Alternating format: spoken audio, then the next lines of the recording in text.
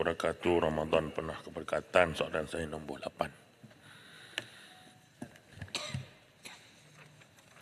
Terima kasih Ahli Berhormat, terima kasih Datuk M. Tua. Kebanyakan penyedia platform media sosial mempunyai had umur pengguna akaun di mana hanya mereka yang berusia 13 tahun ke atas sahaja dibenarkan membuka akaun media sosial. Berdasarkan carian, memang sama ada X, Facebook, Instagram, WhatsApp dan TikTok semua meletakkan had umur minimal 13 tahun. Kecuali Telegram 16 tahun. Bagi memastikan syarat umur ini dipatuhi, ibu bapa ataupun penjaga bertanggungjawab untuk memantau dan mengawasi aktiviti dalam talian anak-anak mereka. Ini kerana kanak-kanak masih boleh mendapat manfaat kandungan positif dengan melayari media sosial bersama-sama ibu bapa atau penjaga. Ibu bapa atau penjaga perlu mengambil serius peranan mereka dalam keibubapaan digital ataupun digital parenting, serta perlu peka dalam menerokai kandungan serta platform alternatif yang terdapat dalam talian.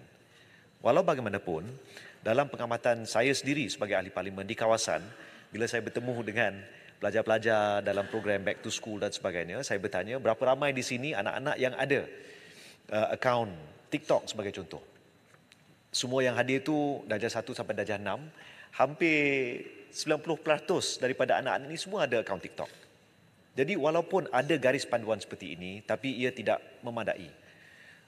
Maka Kementerian Komunikasi melalui Suruhanjaya Komunikasi dan Multimedia Malaysia ataupun MCMC telah bekerjasama dengan 5 penyedia perkhidmatan di Malaysia iaitu Celcom Digi, Maxis, U-Mobile, Telekom Malaysia dan Time untuk menyediakan perkhidmatan alatan perisian yang dikenali sebagai Parental Control Tools yang membolehkan mereka memantau, menapis, menghadkan dan menyekat kandungan yang dilihat dan aktiviti anak-anak dalam talian.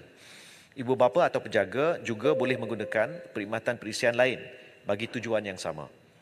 Bagi menangani risiko dan ancaman terhadap kanak-kanak sama ada disebabkan orang lain atau tingkah laku mereka sendiri, pelaksanaan program-program berbentuk pendidikan dan kesedaran tentang keselamatan internet terus dipertingkat melalui inisiatif seperti Klik dengan Bijak dan Sukarelawan ICT Malaysia di sekolah-sekolah dan Pusat Sebaran Maklumat Nasional ataupun NADI di seluruh negara.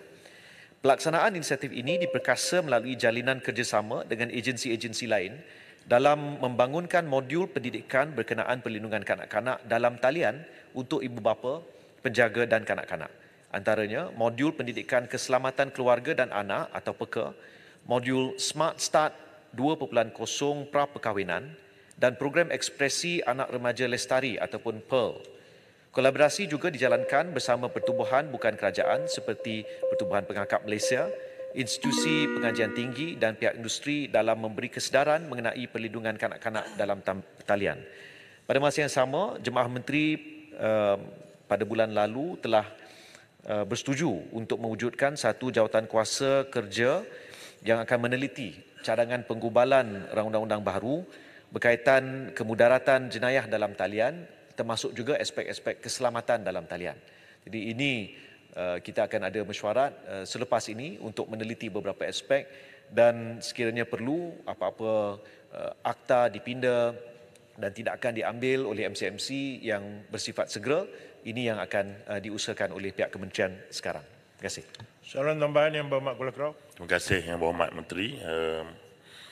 Soalan saya, adakah pihak kementerian bersetuju sekiranya kerjasama di antara Kementerian Pendidikan Malaysia dapat dibuat melalui MCMC agar dapat diwujudkan polisi kewarganegaraan digital ataupun digital citizenship dengan izin yang diterapkan dalam silibus kurikulum atau dimodulkan agar pelajar lebih berkeupayaan untuk menggunakan teknologi secara bertanggungjawab, bertata susila dan selamat.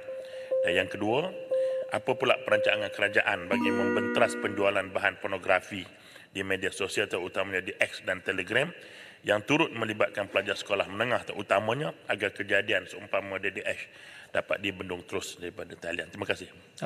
Maaf, yang soalan kedua tadi boleh ulang balik? Perancangan kerajaan bagi membenteras penjualan bahan pornografi dalam talian. Ya.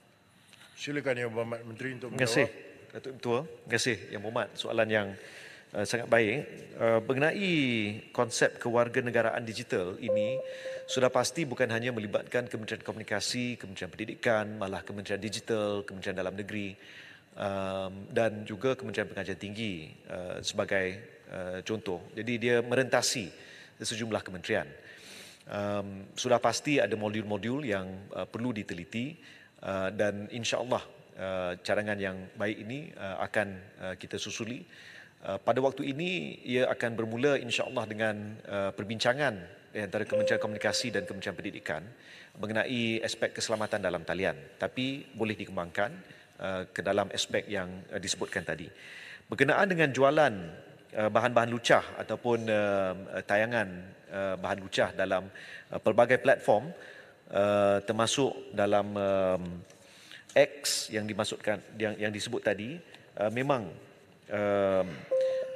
bagi bahan lucah, kalau saya boleh sebut di sini, setakat 1 Januari hingga 2023 hingga 1 hari bulan Mac 2024, sebanyak 38 aduan telah diterima dan disiasat oleh MCMC berhubung kandungan lucah di bawah Seksyen 233 Akta 588. Daripada 38 aduan tersebut, 18 kes masih dalam siasatan, 2 kes telah dikeluarkan notis amaran dan 18 kes berstatus tiada tindakan lanjut dan atau tiada kesalahan dizahirkan, no offence disclosed, NOD. Ini melibatkan mungkin bahan-bahan yang telah diturun atau dipadamkan, sama ada dipadamkan oleh penyedia platform tersebut ataupun di atas arahan daripada MCMC. Jadi memang di pihak MCMC beberapa perkara telah diambil, walau bagaimanapun penting saya sebut di sini, seringkali usaha untuk menangani sebaran bahan seperti bahan lucah dan juga beberapa perkara yang lain, dia bersifat dengan izin cat and mouse. Kita tutup sini, dia muncul sana. Kita tutup sana, dia muncul situ pula. Jadi di sini kerjasama yang lebih erat bersama penyedia platform media sosial ini diperlukan. Contoh, salah satu isu yang dihadapi oleh pihak PDRM untuk membuat siasatan ialah aspek profiling bagi akaun-akaun yang membuat ataupun memuat naik bahan-bahan lucah ini. Jadi di situ kerjasama yang lebih baik diperlukan daripada platform-platform media sosial. Ada beberapa langkah telah diteliti dan insya-Allah kita akan umumkan tidak lama lagi. Terima kasih.